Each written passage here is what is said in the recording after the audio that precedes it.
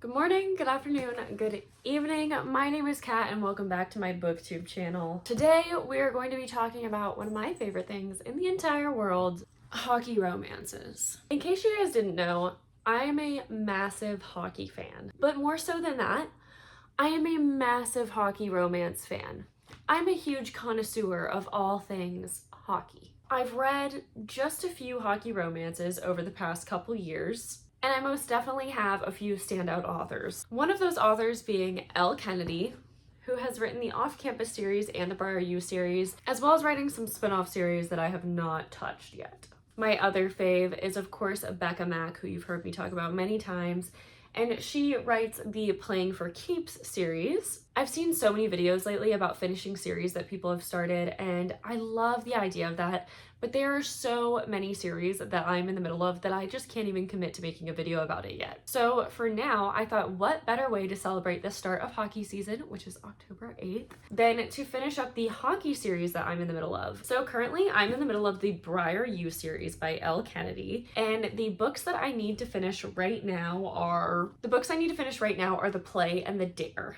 And The Play is about Hunter Davenport and Demi Davis. If you've read this series before, you'll know that at the end of the risk, Hunter Davenport, the team captain, breaks his wrist in a fight on the ice. And that fight happened because Hunter accidentally slept with one of the other team members' girlfriends, not knowing that it was his girlfriend. And he cost the team the championship title and the game, obviously, because he got out and then other members of the team got out for trying to defend him. It was a whole disaster. So ever since then, now that Hunter's the captain and everything, he's decided to take a vow of celibacy because he doesn't want any distractions during the hockey season and he wants to make sure nothing like that ever happens again. We're going on like 6 months. And now Hunter's in psychology class and he gets partnered up with Demi Davis for a project. And Demi has a loving boyfriend who she's been with since they were like 13 years old, and they just become really good friends. They mesh really well. And as they're going through this project together, they become closer and closer. And, you know, obviously things happen. I can't say any more because it'll spoil everything that happens in the book. But that is the first book that we are reading for this video.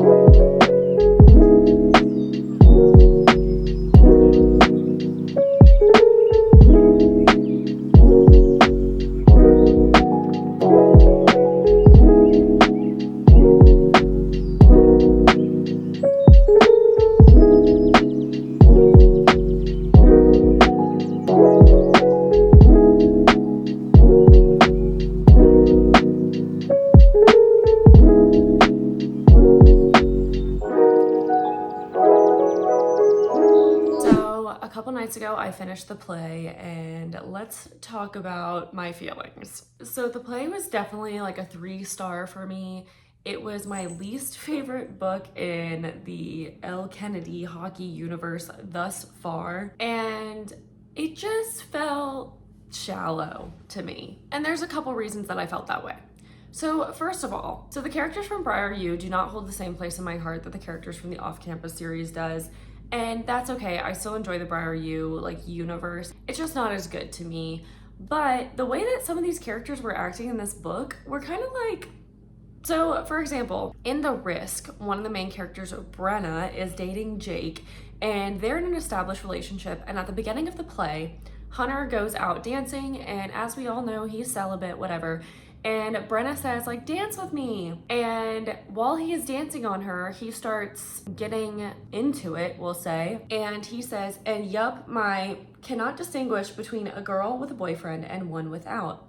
Oh, come on, what's up between friends? And then Brenna says, like, gets all up on him and says, like, me and Jake are in an open relationship, Hunter, come on. And then she's like, oh, just kidding. That's wild to me, because if you're not in an open relationship, why would you be dancing on another guy that your boyfriend is friends with, like, that kind of way, and like trying to make him feel some type of way? Crazy to me. Don't love it. I think that's a little icky. Second, it's a huge plot point that Nico, Demi's boyfriend, is Cuban, and so often he starts speaking in Spanglish, which comes across as very forced and like just strange. It doesn't match like the flow of any of the conversation. And I think that Elle Kennedy was trying just a little bit too hard to push the fact that he's Cuban versus just like letting him be Cuban and like showing that in other ways. So I thought that was a little strange. Speaking of the Cuban thing, they at one point go to a bar and Despacito is playing and they're all really excited, which as someone who is living in 2024 is absolutely wild to me that anyone would go anywhere and hear Despacito and be like, oh my God, I love this song. Also, huge, this is a minor spoiler. Demi gets cheated on, okay? And she specifically says, I would never blame the other girl. Girl, I would. The other girl was her best friend. The other girl knew damn well that Nico was her boyfriend. So let's stop with that bullshit. We blame the other girl as well. That was also a terrible move on your best friend's part. And then she's friends with her again. Also, at one point, Demi's mother describes Demi's father as an alpha male, which is LOL. And then the final thing that I thought was really annoying about this book and just knocked it down is that in the book, Demi really wants to be a psychologist. It's a huge like plot point that her father wants her to go to med school and she does not want to go to med school. Instead, she wants to take like the therapy psychologist route. And the finale of the book, to prove that Demi is a great psychologist, is Demi's best friend of 3 years, TJ, has always had a crush on Demi and is very upset when she starts dating Hunter. So TJ decides he's going to go jump off of a roof. So Demi goes up there and he basically says, the entire reason that I'm going to jump off this roof is because you now have a boyfriend and it's not me. And Demi talks to him and he steps down, and that's like the point. Everybody's supposed to be like, oh, she has a gift. That is such a stupid like way of showing that. I feel like it makes light of people who are actually dealing with those heavy types of feelings by just brushing it off and saying the only reason that this guy is gonna do that is because of Demi. They do mention that there are like other things going on with him, but he says the catalyst is this situation with Demi, and that's the main thing. So I don't know. Like I said, this is a solid 3 stars for me. The worst book I've read so far in the Elle Kennedy hockey world of books. And I'm super disappointed, and I really hope that this next book I'm reading is way better. The next book that I'm going to be reading is The Dare, also by Elle Kennedy, and it is the last book in the briar-u series, so I will finally be done with this series that I've been reading for quite a long time, and I will be moved on from this universe, which is kind of sad, but also exciting to like move on to new things. The Dare follows Connor Edwards and a girl named Taylor that I know absolutely nothing about at this point. And all I know from previous books is that Connor Edwards is kind of what Hunter Davenport used to be. The F-boy of the team. He's getting it. He's going around. I mean, there are scenes in previous books where things occur and Connor Edwards is just this. I mean, obviously it's a hockey book. This beautiful specimen of a man. And he ends up meeting Taylor, who sees herself as very unattractive, very ugly, and I guess it's sort of a fake dating type thing because they end up pretending to be together to help Taylor out. And I'm assuming that, you know, we kind of know where this trope is going to lead us. But that is The Dare. I would like to point out, most books in the off-campus and briar-u series have a rating of like a 3.85 to like a 4.5 on Goodreads. They're fairly highly rated. However, The Dare is rated 3.76 stars, which is the lowest out of any of the books in either of these series. So I am a little bit nervous to get into it because I just don't want to be disappointed. Like, I don't want to read a bad book. It's supposed to be a fun little cheesy romance, and if it's not that, I'm gonna be quite upset. And from what I understand, there's a lot of miscommunication in this book, and if there's one thing about me, I do not like miscommunication because it's so avoidable. But oh well, let's see how this goes.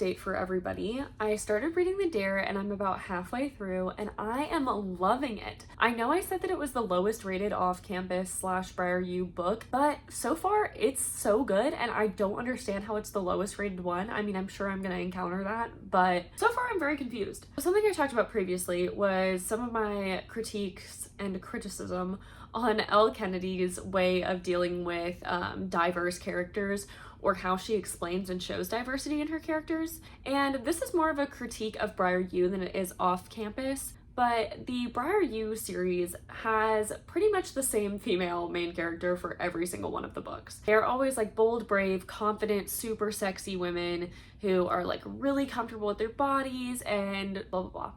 They are all very similar, they're all best friends, and while I enjoyed the first book, it got kind of old when I realized the same exact formula was happening for the second book, and then the third book. But now with The Dare, we are encountering something a little bit different. So Taylor is not a rail thin girl, and she's not super confident. She has real issues with her body image, and that's explained well, and it's shown in the way that she is treated by other people and the things that they say to her. And Connor Edwards has his own issues too, and they're not the same as every other male main character in Elle Kennedy's kind of universe, where their problem is like their daddy didn't pay attention to them because their daddy's rich. Connor Edwards actually has a like different upbringing and story, and that's told pretty early on in the book, which makes it even more interesting to see his like character grow with Taylor. So far I'm enjoying this book exponentially more than I've enjoyed any other briar-u book.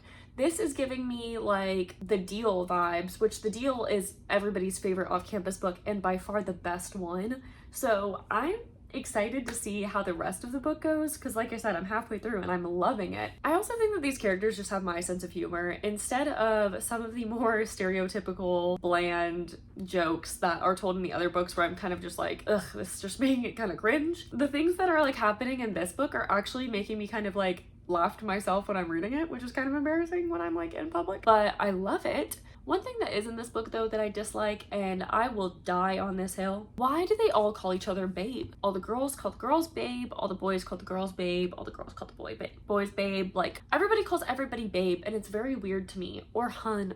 Oh, I hate that. If a girl says hun, but a lot of times the girls like in the briar-u universe, like Summer and Brenna, are saying it like just not to be condescending. They're just saying like, hey hun, and that is disgusting to me. Do with that what you will. But that's my little update on how this is going. I'm gonna keep reading some more, and then I'm probably gonna fall asleep and finish it maybe in the morning. So I'll let you guys know. I finished The Dare and I loved it. So as I suspected when I was talking earlier, I continue to think the book was awesome throughout the whole one, and it's one of my favorite Elle Kennedy books I have ever read. And it's getting a 4 stars from me. One of the most common complaints that I saw about this book and the Goodreads reviews was the miscommunication trope used twice. And when I saw that, I was a little hesitant, and I was definitely expecting some like pretty serious annoyance from me. But honestly, I think both the instances of miscommunication were totally justified and really made sense for this plot. One of them had been built up throughout the entire book thus far, so it really wasn't like a shocker to see that as a miscommunication type situation. Like, you knew it was gonna happen. And the second one was definitely kind of a shocker, but it really added to the story, and it really drove home like the things about these characters that we were loving so much. I think that Taylor was one of the best Elle Kennedy girls, and she definitely had a more unique personality than all of the others and a more unique storyline. Same thing with Connor. I don't know, like it feels like Elle Kennedy wrote this book like 5 years after she wrote the rest of the briar-u series, because it just feels more mature, it feels better written. Everything about it just feels better. I'm so happy with this book. I'm so glad that I got to end off this video with such a great read and something that I'm like so pleasantly surprised by. Like, I definitely did not think that I was going to enjoy this book half as much as I did. I really thought this was going to be like a 2.5 star for me. If you haven't read any of the Elle Kennedy books though, I would highly recommend you start with The Deal and maybe The Dare, but if you want to read them in order, totally start with The Deal and go from there. They read great either way, but it's awesome to see the progression of the characters, although some of them, as I've discussed, I don't think that Brenna is my favorite character, or Summer. Thank you guys so much for watching this video. I hope you enjoyed this reading vlog and this great little start to hockey season. I hope it's a good one for the Canucks, or the Islanders, or the Predators. If it's not a good season for any of those people, then it's not my fault. Have a great rest of your morning, afternoon, or evening, and I will see you guys very shortly.